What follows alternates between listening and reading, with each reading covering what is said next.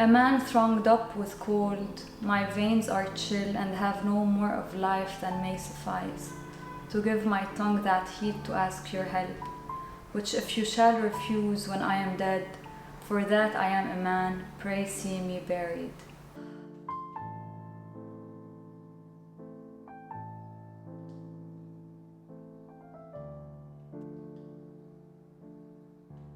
We are gathered here today to talk about If We Were Villains by Emil Rio, and I have come prepared and, if you can tell, dressed for the occasion.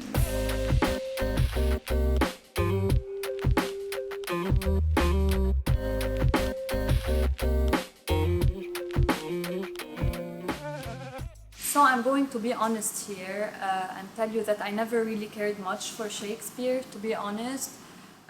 But when I tell you that after I finished this book, my internet tabs were bombarded with Shakespeare material, like, you have to believe me.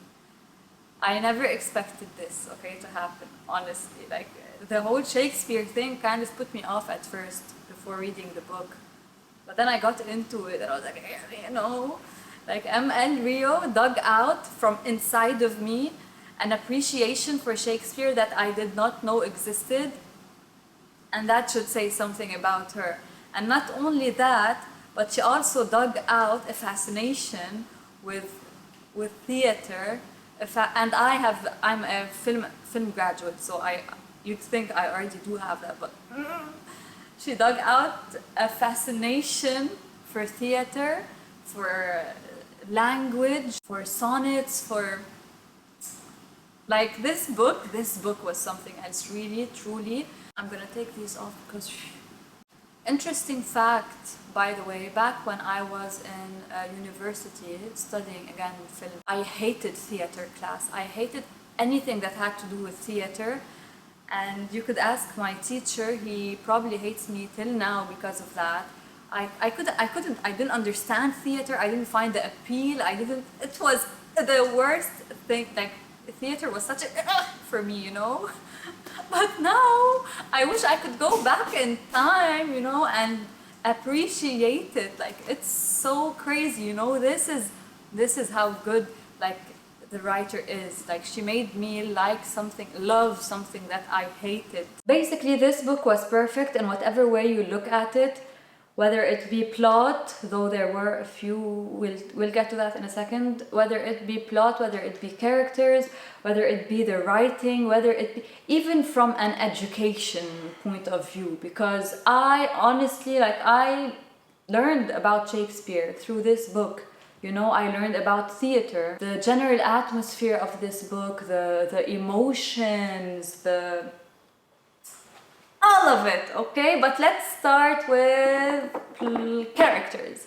Okay, so the characters were honestly very engaging, and the relationship between the characters, like, I would wait for the scenes where they're all sitting together. Like, the amount of hate I had and I felt for Richard was crazy. Like, I had this, you know, ball of rage in my heart whenever he'd be speaking or doing anything. I hated him, and I wish that I was in that book so I could have killed him myself, basically. And to be able to make a reader hate a character that much, honestly, you'd have to know your shit, and so that woman does know her shit, obviously. But okay, and then the characters, Alexander and Philippa she was so heartwarming as a character, you know. I felt like she was the person who held everything together and everyone together. She was kind of like the mother of the friend group in a way. And James, that boy, he has my heart, I swear to God. Like, James is my favorite out of the 6 characters.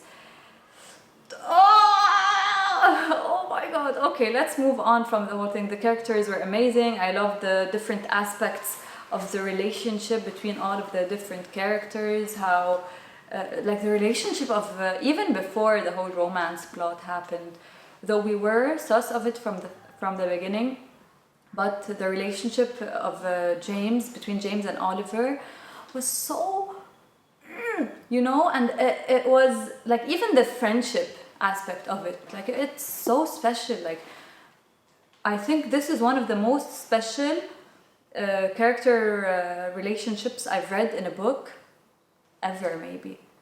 And the thing is that they never like even kiss until that scene later on, or officially talk about it, or voice it, or we all we get is those little few, you know, acts of how they care for each other through their everyday, just, you know, conversations, or the things they do for each other, or the way they, just the simplest things, okay, have created the deepest relationship I've read in a book. Does that make sense? And I don't mean relationship in a romantic sense. I mean like it was so deep. There's something so deep about it. Actually, I wrote somewhere.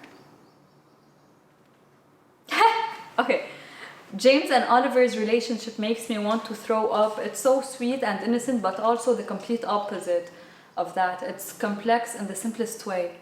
And that's the best way I can put it, honestly. The characters had so much complexity to them that you could tell how each one of them was suffering in their own different way, but not speaking a word about it. Like after Richard's death, everyone dealt with it differently, everybody coped differently, but they were all struggling on the inside, and you could see it. Some would lash out, some like, it was so beautiful, even the way their interactions and the way they're communicating with the world and the people around them. It even shows throughout the plays, through their acting.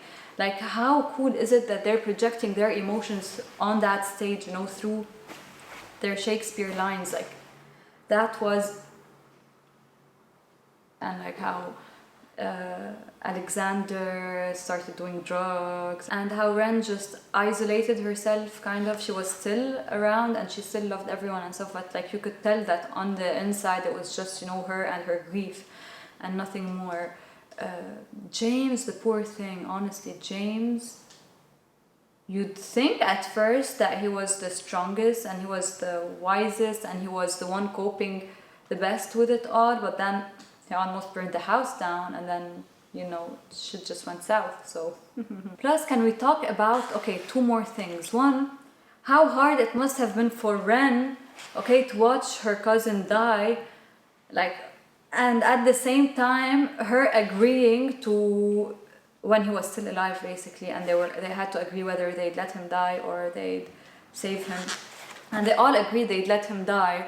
But imagine, okay, it was a very hard decision for all of the characters, but imagine how particularly hard it must have been on Ren. And okay, another thing is, like, I wish I could just grab James and tell him, listen honey, it's not your fault, okay, don't feel guilty. Okay, of course he's gonna feel guilty, Oliver took the fall for him, but like, okay, honestly, okay, James killed Richard, but technically he didn't, because he was still alive.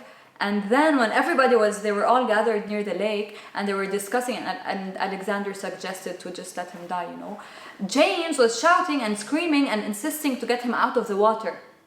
So technically James did not kill him and he would have stayed alive, but who really killed him was the collective, okay? So James should feel 1 out of 7 the guilt that he does feel.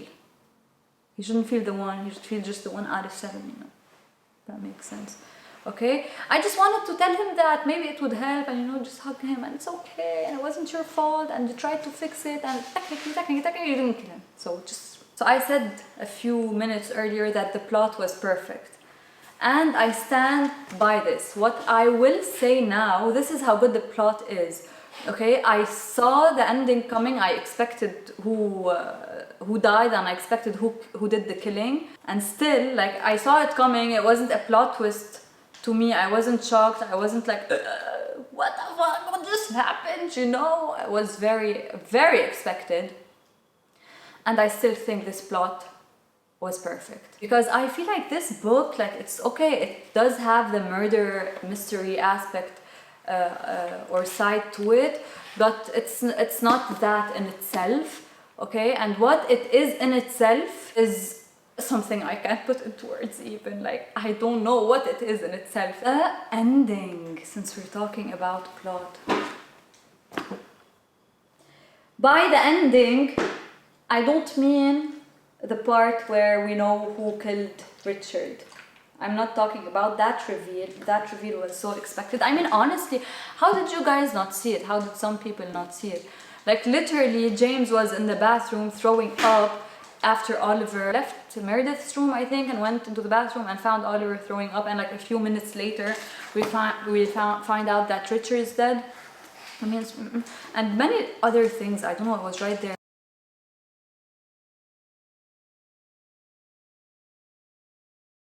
Plus, because James is a character that's very innocent, and he's written in a way where he's the least character that is to be sussed. What's sussed? The internet is ruining us. Okay, anyway, he's the last person you suspect to be a killer, so he ends up being the killer, and I don't know, it was very... But that's the thing, this book is not, to me at least, it's not about the shocking reveal and who did it, you know. The ending the ending actually that I'm actually talking about is he drowned himself on the last day of December, and though the local authorities dragged the freezing water for days and miles, his body was never found.